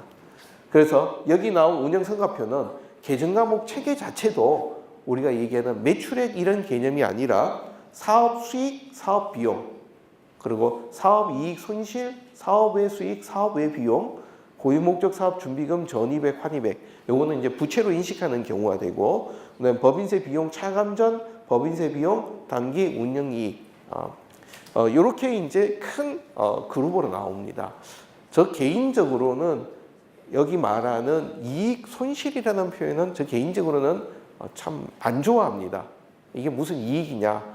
아까 제가 말씀드렸던 들어왔던 자금에서 사용하고 남은 차액이지 여기서 어떤 이익 개념으로 보는 거는 아니라는 게 제 개인적인 생각이고 지금 회계적으로는 이익 개념 자체를 우리가 말한 같이 장사에서 남은 이익 개념이 아니라 수익에서 비용을 차감한 것을 이익 개념으로 정의했기 때문에 여기에서 이익이라는 용어를 쓰고 있습니다. 자, 그러면은 나오는 사업 수익을 우리가 조금 더 자세하게 한번 좀 보게 되면요. 이 사업 수익은 목적 사업, 기타 사업. 그러니까 앞에서 우리가 말씀드릴 때 사업 부문을 목적 사업 그리고 기타 사업 부문으로 구분하는데 어찌됐든 이 결과 경상적으로 발생되는 수익들을 우리가 이 사업 수익으로 구분합니다. 그래서 사업 부문별로 보면은 공익 목적 사업 수익과 기타 사업 수익으로 나오는데 공익 목적은 기부금 수익, 회비 수익, 보조금 수익 여기 이제 보조금 수익 등이 되죠. 앞에서 제가 개념 정의 설명드렸던 기부금, 회비, 보조금 이 구분 체계로 이 전체 개념을 나눕니다. 이유는 결국 결산서를 보는 사람 입장에서 야 이거는 우리가 회원들로부터 받았는 운영비 개념으로 받은 거냐 아니면 목적 사업에 받도록 어떤 그 순수한 자발적인 걸로 낸 거냐 국가로부터 받은 거냐 이 개념이 여기 보조금 수익 등으로 들어가게 됩니다. 여기 나오는 기타 사업 수익 이 기타 사업 수익은 이자, 배당, 처분 손익 등이 목적 사업 활동 등의 주된 원천이 되는 경우 별도로 표시한다. 자, 조금 설명을 드리면요. 어떤 우리가 이제 예금 이자가 있는데 목적 사업을 하다 보면은 이자가 발생이 됩니다. 이 경우는 그냥 위에서 나오는 이런 기부금, 회비, 보조금들 운영하면서 나오는 부수적으로 나오는 이자이기 때문에 그것은 우리가 말하는 이 사업 수익에는 해당이 안 됩니다. 여기서 말하는 사업 수익이라는 것은 장학재단이 가지고 있는 돈을 정기예금을 넣어서 정기예금 이자를 갖고 장학금을 지급한다. 다른 말로 사업활동의 주된 원천을 창출하는 이자, 배당, 처분 손익인 경우는 그때는 여기 나오는 사업 수익에 기타 사업 수익으로 들어가고 그게 아니라면 저기 밑에 있는 사업 외 수익으로 들어가게 됩니다. 그러니까 구분 기준이 이것이 주된 활동의 원천이냐 아니냐로 보게 됩니다. 그렇게 되면은 목적 사업이 아닌 순수한 매출 관련된 것도 여기 나오게 되겠죠. 근데 이제 이 부분이 어떻게 보면 단체의 주된 내용은 아니다 보니까 이것 자체는 운영성과표의 본문으로 나와도 되고 아니면 한 줄로 넣어놓고 나중에 주석으로 자세하게 넣어줄 수도 있다 하는 개념이 됩니다. 그리고 기부금 관련돼서는 몇 가지 조금 더 이번에 구체적으로 나온 것이 수익 인식하는 부분은 실제 기부받는 시점에 인식한다. 그러니까 이게 표현 자체가 상당히 좀 애매합니다. 제가 질문 하나 해도 될까요? 아니면은 시험을 쳐야 되나요? 예를 들어서 여러분 기부금을 만약에 CMS로 받는다. 아니면 그렇게 한번 해보죠. 적십자 회비를 보통 지로용지로 많이 받잖아요. 지로용지로 받으면은 우리 보통 이제 들어오면은 우리 수익으로 이제 받는데 이 지로용지를 우리 어떤 그 회원이 12월 31일 날 은행에서 지로로 납부했습니다. 근데 그 돈은 1월 2일이나 3일 날 우리 통장으로 들어오게 되죠. 그러면은 우리가 받는 이 회비의 기부금은 12월 31일 날 받은 게 되나요? 아니면 1월 2일 날 받은 게 되나요?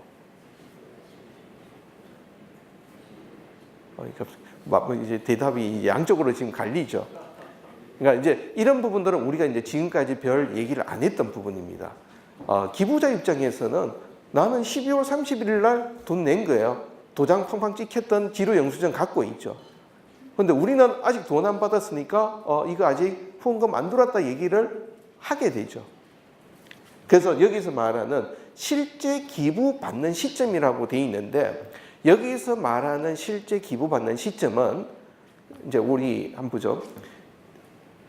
은행에서 지로 영수증으로 납부했으면은 금융결제원으로 돈이 들어갔죠. 그 돈 우리한테 안 들어오고 결제원이 다시 돌려줄 수 있나요? 아니면 결제원이 다른 용도로 쓸 수 있나요? 불가능합니다. 그러니까 우리 통장에는 안 들어왔지만 이 결제됐던 내역들 정리하면 그 날짜에는 우리는 받을 권리가 생긴 거죠. 그러니까 실제 받는 시점이라는 것은 현금뿐만 아니라 우리 통제가 가능한 시점 기준으로 이걸 보게 됩니다. 그래서 비슷한 얘기들이 나오는 게 지로 CMS 동일한 얘기가 됩니다. CMS도 요즘 뭐 당일 출금도 나오지만 예를 들어서 뭐 이길 출금이다. 그러면 기부자 입장에서 인출되고 우리가 확보했다 하면은 그때부터는 우리 기부금으로 인식합니다. 그런데 이제 예를 들어서 하다가 보면은 기부금을 전화로 ARS로 하는 경우도 있죠. 또 신용카드로 하는 경우도 있고요. 자, 예를 들어서 12월 31일 날 신용카드로 기부자가 우리한테 기부를 긁었다. 자, 이때는 신용카드로 긁으면은 그 다음에는 이 사람이 신용카드 대금을 결제하고 안 하고는 카드사하고 그 회원과의 관계죠. 우리는 긁은 거 그 돈 받아오게 됩니다. 그러니까 이 경우는 우리 수익으로 인식이 됩니다. 근데 ARS 같은 경우, 이제 전화로 이렇게 하는 경우들은 대부분 이 약정 자체가 어떠냐면 그 기부자가 통신비를 납부했을 때 그때 우리가 받아오게 돼요. 그래서 통신비 납부 안 하면은 우리는 그 돈을 못 갖고 오게 된 게 일반적입니다. 그 경우는 ARS를 했다 그래서 그 시점 자체에 우리 거라고 우리는 확인이 안 되죠. 그러니까 다른 말로 통신사가 결제 받아서 된 시점에 우리 거로 들어와야 된다. 그러니까 이 수익 인식 시기에 따른 차이가 이번에 어떻게 보면 정확하게 한번 나오는 개념이라고 보시면 됩니다. 그래서 이렇게 이제 받는 개념이 되다 보니까 예를 들어서 어떤 사람이 기부하겠다고 약속만 했다? 그건 뭐 당연하게 얘기가 안 되는 거죠. 어찌됐든 돈이 들어온 시점이다. 그 다음에 현물 기부 경우에 이 현물 기부로 받았을 때 얼마로 평가해야 되느냐는 것은 실무에서 너무나 논란이 많이 되는 부분입니다. 근데 회계 기준에서는 단순한 공정가치로 평가하겠다 이렇게만 지금 나와 있습니다. 근데 아마 현실적으로 아마 여러분들이 이제 현물로 받았을 때 이제 이 얘기가 실제 기부받는 사람 입장에서는 되게 어려워요. 어떻게 보면 기부받는 입장에서는 거의 의리잖아요. 그러니까 예를 들어서 당신 우리한테 기부하는데 이 금액을 장부가로 해야 된다. 안 하면은 우리 기부 안 받는다. 아니면 이거 하는데 시가로 해야 된다. 아니면 우리는 이거 원칙 어긋나서 못 받는다.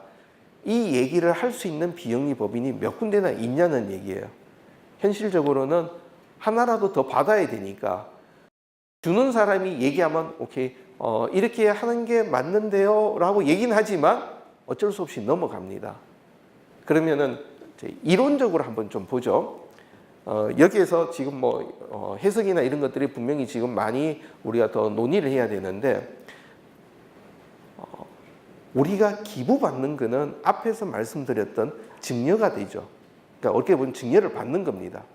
그러면은 기본적인 이 현물 평가는 증여세법 기준으로 가야 됩니다. 세무상으로. 그렇게 되면은 증여세법에서는 모든 증여재산은 시가평가하도록 하고 있습니다. 그러니까 여기서 말하는 회계 기준에서 나온 공정가치로 평가한다와 동일한 기준입니다. 그런데 우리 이 현물 평가에 관련된 예규가 어디서 나와 있냐면은 법인세법에서 나와 있어요. 법인세법에서 특수관계자에게 기부할 때 특수관계자가 아닌 경우 기부할 때 장부가와 시가로 한다고 되어 있습니다. 그러다 보니까 일반적인 경우는 장부가로 법인세법에서 하도록 되어 있습니다. 자, 여기서 우리가 개념이 정확하게 갈라져야 되는 것은 법인세법에서 얘기하는 그 기준들은 기부금을 주는 법인 입장에서 어떻게 할 거냐. 그때는 장부가라는 얘기가 됩니다. 그런데 받는 사람 입장에서는 시가가 되죠. 그럼 무슨 차이인가요? 이제 그 얘기는 논리적으로 기부하는 사람이 원가 100만 원짜리 물건을 120만 원에 보통은 파는데 기부를 했다 그러면은 이 얘기는 우리가 두 가지로 나눠서 100만 원짜리를 120만 원에 팔아서 나온 매출 금액을 기부하면 120만 원이 되죠. 근데 현물을 기부하면 100만 원이 기부가 되죠. 그럼 그 차이는 뭐가 되나요? 이렇게 가나 저렇게 가나 본인들 입장에서는 매출 이익이라는 개념이 되죠. 그래서 결국은 그런 차이들이 정확하게 조정이 돼야 되는데 아직 이런 부분들에 대한 얘기들이 논의가 안 돼 있습니다. 그러다 보니까 이번에 기준 매뉴얼이 이제 아마 곧 나올 겁니다. 그 매뉴얼을 막 만들면서 논의하다가 이 현물 기부 평가 기준에 대해서 엄청나게 많이 논란이 됐다가 결론은 원론적인 선에서만 얘기하고 나머지는 현장에 그냥 지금은 맡기는 관점입니다. 그래서 회계 기준으로는 이런 시가 개념이다, 공정가치. 그래서 가장 좋은 거는 기부 받을 때 거래처에서 기부하는 자가 보내주는 그 어떤 거래 명세서, 어떤 그런 부분들, 또 계산서 발행했을 때 여기서 단체들이 우리가 기부 받을 때 많이 기부 단체들이 안 하는 것 중에 하나가 공익법인에게 무상으로 기부하는 재화는 면세에 해당이 됩니다. 그러니까 다른 말로 누군가 우리에게 기부할 때는 그 자체가 면세 공급으로 되기 때문에 부가세 없이 우리한테 계산서 발급을 해줘야 됩니다. 그래서 그렇게 받아서 이 정리들을 하는 것들이 하나의 방법이 되고, 근데 예를 들어서 그런 시가가 없다 하면은 중고 물품 같은 경우들은 뭐 이런 평가가 어려우니까 단체가 제공하는 금액으로 현실적으로 할 수밖에 없을 것 같습니다. 그 다음에 납부가 강제되는 그 회비 같은 경우, 자 기부금 같은 경우는 약속했다 해서는 아니라 실제 돈 들어온 거니까 기부금을 주겠다고 약정한 것만으로는 우리가 인식을 못하죠. 그러나 회비 같은 경우는 납부가 강제돼서 회수가 예를 들어서 우리 회원들은 반드시 해야 된다. 그러니까 우리 같은 경우는 이 경우는 지금 많이 안 나올 것 같습니다. 근데 일반 협회라든지 이런 경우에서 회원은 회비를 내야 된다. 회비를 안 내면은 어떤 그 뭐 발언권이 없다, 의결권이 없다 이렇게 됐을 때는 옛날 밀린 회비도 나중에 다 받아서 간다. 이런 경우는 그 회수가 확실해지는 시점. 예를 들어서 언제 들어오면서 아니 누가 담보를 냈다거나 뭐 어떤 보증이 된다든지 어떤 회수가 가능한 시점에 이거는 인식하고요.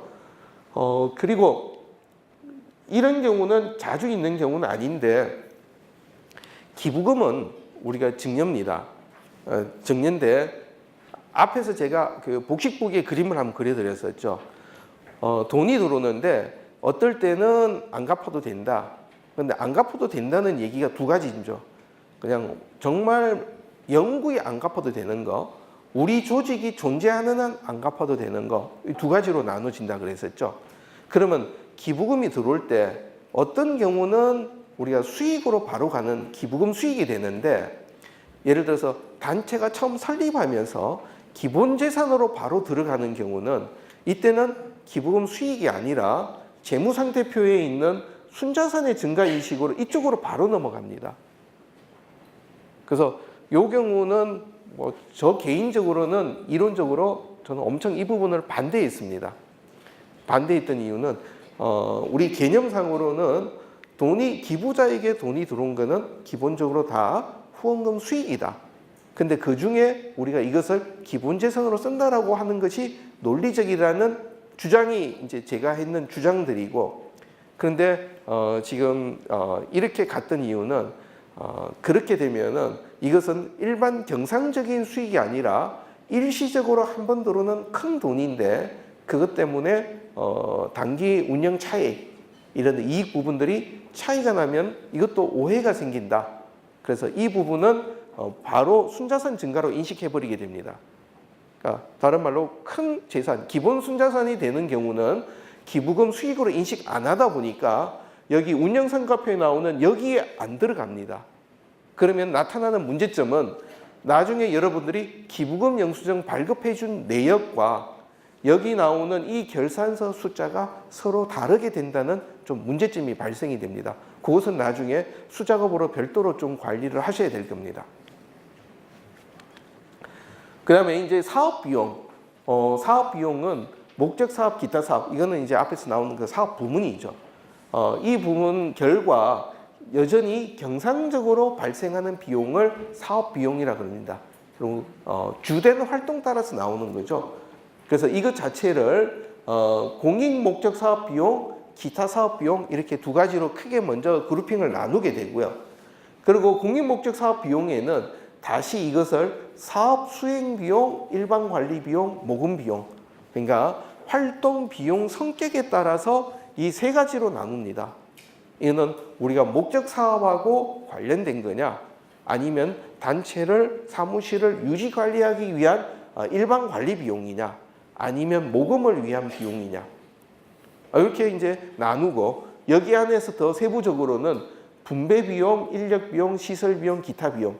자, 여기에서 어떤 활동을 하더라도 기본적으로 나온 거는 인건비 관련된 이 인력 비용, 그다음에 사무실 시설 이런 거에 필요 나온 부분, 기타 비용 이런 부분들은 다 나오게 되는 거. 사업 수행 비용 중에 분배 비용이라는 용어를 이번에 하나 더 만들었습니다. 그래서 이 분배 비용은 수혜자 아니면 수혜 단체에게 직접 지급하는 것만 이 분배 비용에 해당이 됩니다. 이거는 어떻게 보면은 장학 단체가 학생들에게 장학금을 지급한다든지, 아니면은 취약계층 아니면 뭐 독거노인들에게 생활비를 지원한다, 아니면 도시락을 지원한다, 이런 경우는 수혜자가 직접 있는 경우에 나가는 것만 이 분배 비용입니다. 그러면은 예를 들어서 도시락을 배달하면서 독거노인들에게 점심 도시락을 갖다 드리면서 활동하는 사람들의 인건비는 사업 수행 비용의 인력 비용 여기 들어가게 되고, 배달하면서 들어갔던 차량 유류대 이런 부분들은 시설 비용으로 들어가게 되고, 그걸 하다 보니까 뭐 필요한 통신비 이런 부분들은 여기 나오는 기타 비용으로 나눠지게 되겠죠. 그래서 우리가 나가는 비용 자체를 큰 그림의 사업 수행, 일반 관리, 모금 비용이고, 세부적으로 이런 기준으로 더 세부적으로 나눕니다. 그러면 이 분배 비용이라고 하게 되면은 여기 같은 경우는 우리 사업비 따라 직접 이제 그는 사업 명칭에 따라 나오게 되겠고, 인력 비용에는 고용된 인력 관련 비용이니까 여기는 급여, 뭐 아니면 4대 보험료, 퇴직금 이런 것들이 여기 들어가게 되겠죠. 시설 비용에는 직업 임차료, 감가상각비 이런 내용들이 여기 세부적으로 더 들어가겠죠. 아마 실무적으로 아마 여러분들이 고민하시는 거는 이 개념 체계가 나눠지는 게 여러분들에게는 더 실제적일 것 같습니다. 그래서 이 양식들이 나눠지게 되면은 이 양식들 요 뒤에서 먼저 한번 잠깐 보여드리면은, 일단 주석으로 표시하는 것 말고요, 이 운영성과표에 나오는 이 사업 비용이 공익 목적 사업 비용과 기타 사업 비용으로 두 가지 나눠지는데, 사업 수행 비용은 분배 비용, 인력 비용, 시설 비용, 기타 비용으로 나눠지고, 여기서 더 세부적으로 또다시 나눠지게 됩니다. 그래서 이 사업 자체를 어떤 식으로 하든지 이 기본적인 골격만 유지되고, 추가적으로는 이걸 다시 사업 단위로 더 세분화할 수도 있고 안 할 수도 있고, 내부 관리용으로는. 그런데 실제적으로는 아마 이 내부 관리용으로는 이건 할 수밖에 없는 부분이 되죠. 그래서 이렇게 이제 우리 사업 비용을 나누고, 기타 사업 비용은 여기는 순수한 어떤 수익 사업에 관련된 매출이라든지 매출 원가, 제조 원가 이런 것들이 있으면 여기 들어가게 되고, 그리고 여기도 마찬가지로 이 기타 사업을 운영하는 인력, 시설, 기타 비용으로 구분합니다. 그래서 요 얘기들은 지금 조금 전에 보여드린 것처 운영성과표 본문에 표시하거나, 아니면은 여기에서는 간단하게 사업 수행 비용, 일반 관리 비용, 모금 비용 얼마라고 큰 그 금액만 적어두고, 아니면은 이쪽에다가는 사업 종류별로 이 내역들을 적어주고, 주석에다가 사업 수행, 일반 관리, 모금 비용과 분배 비용을 이렇게 매트릭스 개념으로 주석으로 표시하는 것들이 현재 요구하고 있는 방식이 됩니다. 아마 시스템에서 아마 이 부분들은 준비가 된 걸로 제가 알고 있습니다. 그리고 운영 성과표 쪽에 보게 되면은 사업의 손익 개념, 사업의 수익, 사업의 비용이 있는데, 이 부분은 뭐 제가 특별하게 말씀드릴 부분은 아닌 것 같아요. 특별한 내용이 없습니다. 일반적인 기존에 알고 있는 상식선에서 여러분들이 보시면 됩니다. 그래서 운영성과표 이렇게 보시면은 자, 지금 이제 앞에서 말씀드렸던 것 같이 여전히 공익목적사업과 기타사업 두 가지 부문으로 나눠서 하고 앞에는 통합부분도 또 한 번 더 표시하게 되죠. 그리고 사업수익, 사업비용, 사업의 이익, 사업이익 밑에는 사업의 수익, 사업의 비용 이렇게 쭉 나가게 되겠죠. 근데 앞에서 사업 자체를 우리가 주석으로 세부적으로 넣는다면은 여기에는 사업 수행 비용에 뭐 인력비 이런 것들 안 하고 모금 비용 이거 안 하고 여기 나와 있는 무슨 사업 무슨 사업비라고 사업 단위별로 사업 수행 비용을 적어두고 그리고 주석에서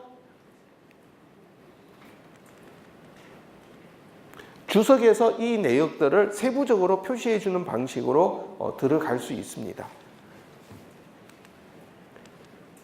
그래서 뭐 이 얘기들은 이런 그림으로 결산서가 만들어져야 되구나 하는 개념으로만 보시고 중요한 거는 앞에서 말씀드렸던 우리가 사업비가 나가면은 이게 사업비에서 뭐 배분이냐 인력비냐 그 그룹으로 나눠져서 회계 처리가 되어야 된다 하는 개념이 듭니다. 그리고 추가로 나오는 부분들은 뭐 현업에서는 크게 발생되는 얘기는 아니지만 유가증권 같은 경우 만기 보유증권, 단기 매매증권, 매도 가능증권 이거는 일반 기업회계기준과 동일한 기준으로 적용하고 있고요. 유형자산과 무형자산 평가도 일반인 경우와 동일합니다. 그래서 뭐 정액법, 정률법, 감가상각 방법 이런 거 내용 연수 이런 얘기들 다 들어가고 손상차손에서 이렇게 갑자기 아주 사용가치가 떨어졌다 이런 부분 반영하는 것도 일반적인 경우고 유형자산 재평가하는 경우 이것도 기존의 내용들과 동일합니다. 순자산 조정 항목으로 들어가고 이 부분에 손실 같은 경우는 없으면은 단기 순이익으로 바로 연결되게 해주고 있는 것은 일반적인 회계 기준과 동일한 과정입니다. 그것 말고 조금 더 이제 구체적으로 좀 한 번 더 말씀 더 마무리하면서 더 드려야 되는 게 앞에서 말씀드렸던 이 주석 사항입니다. 이 주석 사항은 여기서 요구하는 것은 이것만 넣어야 되지 다른 거 넣으면 안 된다는 게 아니라 이것은 최소한의 기준입니다. 그래서 최소한의 요구사항 되는 것들은 공익법인 계획 및 주요 사업 내용 이건 어떤 단체들의 목적, 사업 목적들, 비전, 미션 이런 것들이 뭐 들어간다든지 쭉 해왔던 일이 어떤 거냐 단체를 소개하라는 얘기가 되겠죠. 그리고 회계정책, 단체가 선정하고 있는 평가 기준, 인식 기준들 사용이 제한된 이런 거는 일반적인 우리 영리 조직과 동일한 기준으로 지금 요구하고 있습니다. 근데 특이한 것은 현물 기부의 내용입니다. 현물 기부의 내용이 매뉴얼 나와 있는 초안에 나와 있는 내용으로는 현물 기부된 것들에 대해서 개별적으로 얼마의 평가로 대해서 어떻게 나왔다. 왜냐하면 현물 기부 내역들은 우리가 상당히 의미가 다르거든요. 어떤 단체는 현물 기부를 많이 올려가지고 뭐 후원금이 많다고 얘기하려는 쪽도 있고 또 반대로 이거를 반영하면은 관리가 어려우니까 관리를 안 하려고 현물 기부를 뭐 1,000원, 500원을 아주 낮춰서 하는 경우도 있고 그래서 실제적으로 현물 기부 받은 것들은 이 주석으로 지금 다 나와야 됩니다. 그리고 제공한 담보 보증 주요 내용, 특수관계의 중요한 거래 내용 이런 부분들은 어떤 조직이 운영하면서 어떤 내부 이해관계자가 있는 경우에 누가 여기에 관련되느냐 이제 이 얘기는 다른 말로 의사결정하는데 어떤 누군가 영향력을 행사하는 사람이 단체에 재정하고 상관이 있느냐 없느냐 이런 얘기들을 여기다 보여주라는 얘기죠. 총자산 또는 사업수익 금액의 10% 이상 해당 거래 내역 이것도 별도로 표시해 주는 것은 의미가 큰 부분이 되겠습니다. 그리고 소송 내역, 회계정책 추정, 오류 수정에 관한 사항들 이것도 동일한 얘기고요. 기본 순자산의 취득 원가와 공정가치의 비교 정보 이거는 단체들이 기본 순자산 보통 이제 토지나 부동산들을 많이 기본 순자산을 하고 있습니다. 그렇게 돼 있을 때 이거 자체를 평가를 해서 올렸느냐 안 했는 수도 있지만 취득 원가와 현재의 공정 가치를 비교하는 정보들. 아마 이 기준 자체를 처음 만들었을 때는 우리가 일반 영리 기업에서 토지 같은 경우에 장부가와 공시지가를 비교하도록 하고 있습니다. 아마 그런 관점에서 넣었었는데 실무에서는 아마 왜냐하면 비영리 쪽에서 기본 순자산의 종류가 단순한 토지만 있는 것이 아니라 다른 주식, 유가증권도 들어갈 수도 있고 또 다른 건물 여러 가지가 들어가니까 실무 적용에서는 상당히 다양한 케이스들이 나오게 됩니다. 그리고 순자산 변동에 관한 사항, 요거는 기업으로 따지면 자본 변동표와 비슷한 개념이 되겠습니다. 그래서 순자산 각 항목별로 기본 순자산, 보통 순자산, 여기는 적립금과 잉여금, 그리고 순자산 조정, 이 큰 그룹에서 기초가 어떻게 됐고 그 다음에 단기에 변동된 내역이 어떠냐 하는 얘기들이 주석으로 들어가게 됩니다. 그 다음에 유형자산 재평가 차익의 누적금액, 유가증권 취득원가와 공정가치 비교 정보, 이 얘기들은 일선에서는 크게 나올 얘기는 아닌 것 같고요. 그 다음에 일반 기업회계 기준에 따라서 그 다른 내용 중 중요한 것들은 별도로 더 기재합시다 하는 얘기가 됩니다. 그래서 나머지는 크게 이제 중요하지 않는 얘기들은 넘어가고요. 그다음에 이제 이 적용하는 예가 되는 거는 시행은 2018년 1월 1일 이후 처음 이제 시작되니까 올해부터가 되겠죠. 비교 재무제표 만드는 것이 원칙인데 2018년에는 비교 재무제표 안 만들고 올해 것만 만들어도 됩니다. 그리고 이 기준 시행 전에 게시하는 회계연도에 적용할 수도 있는데 이거는 이제 작년 얘기니까 부칙에 나온 얘기로 이거는 넘어가는 얘기입니다. 그리고 경과 규정, 예외 규정 둔 거는 우리하고는 직접 상관이 없어서 요 얘기는 넘어가겠습니다. 그래서 결국은 경과 규정으로 필요한 부분은 2018년부터는 개정된 기준으로 결산서가 만들어져야 된다. 관련돼서 몇 가지 우리가 한번 여러분들도 한번 생각해 보시면은 좋은 이슈가 될 것 같아서 제가 몇 가지 이슈를 좀 적었습니다. 첫 번째 부분은 잉여금 처분 대상 여부와 시기에 대한 문제입니다. 이곳은 직접 그 지사나 현업에서는 우리가 일반적으로 나오는 얘기는 아닌데 그러다도 개념적으로 일반 기업 같은 경우는 한 해에 결산을 다 하고 그러니까 영업 활동하고 결산을 다 하고 나니까 우리가 이만큼의 이익이 나왔다.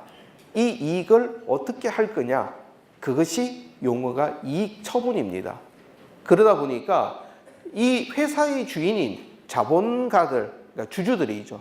출자자들을 모아놓고 이 이익 어떻게 할 겁니까? 결정해달라는 게 그게 주주총회에서 잉여금 처분 계산서를 승인하는 개념입니다.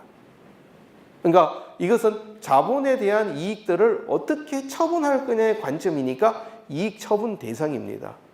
근데 비영리에서는 이런 잉여 차익이 나온 거를 처분을 누가 결정할 거냐는 얘기죠. 자본주라는 개념은 없습니다. 그리고 처분한 시기도 이 뒤로 가야 되느냐 하는 거는 논란이 되는 부분입니다. 그래서 여기서 제가 말씀드린 거는 어떤 결론보다는 이런 이슈들이 지금 비영리 쪽에서 계속 고민되는 부분이구나 하는 관점으로 여러분들 한번 보시면 좋겠다는 의미고요. 두 번째, 현물 기부 평가에 대해서 이번 아까 말씀드린 것 같지만 기준에서는 원칙적으로만 선언했지만 이 내용들도 분명히 의미가 우리가 본질적으로 고민해야 되는 부분입니다. 왜? 이게 따라서 기부금 수익이 달라지면 예를 들어서 약품을 우리가 기부받았다. 약품 금액을 얼마로 하는가 따라서 사업비도 같이 따라서 움직이게 되는 거죠. 수정 물품 관리하는 개념하고 맞물리는 개념이 되죠. 그 다음에 보조금 회계 처리. 이 부분은 이 공익법인 회계 기준에서는 아무런 언급이 없습니다. 그래서 보조금 설명을 드리면서는 제가 아무 설명을 안 드렸습니다. 일반 기업 회계 기준에서는 보조금에 관련된 회계 처리는 그것 자체가 매칭되면은 그러니까 특별한 용도가 지정 안 되어 있으면은 그냥 수익으로 인식하지만 그렇지 않고 사용되는 용도가 구분돼서 관리되면은 해당되는 자산이나 비용의 차감 계정으로 정리하도록 하고 있습니다. 그러니까 다른 말로 운영성과표에 안 들어가는 거죠. 근데 영리 쪽에서 이 보조금을 그렇게 회계 처리하는 이유는 왜냐하면 영리 기업은 뭔가 물건을 팔아서 돈을 벌어가는 조직인데 보조금은 원래 의도했던 목적 사업이 아닌 거예요. 그러니까 그런 경우는 자산이나 비용 차감이 논리적으로 타당합니다. 근데 비영리 쪽은 보조금을 받아서 사업을 진행하는 쪽은 보조금이 얼마 들어왔는 것 자체가 본인들의 자원 조달의 기능이란 얘기죠. 그러면 여기는 보조금은 수익과 비용과 자산 차감이 아니라 앞에서 말씀드렸던 자산의 항목으로 올라와야 된다는 얘기죠. 그래서 지금 이 기준들은 이번에 이제 매뉴얼 작업하면서 내부적으로 토의하면서 이 기준 자체는 기준 개정할 때는 이거는 개정해야 될 사항이다라고 내부적으로는 좀 합의가 됐습니다.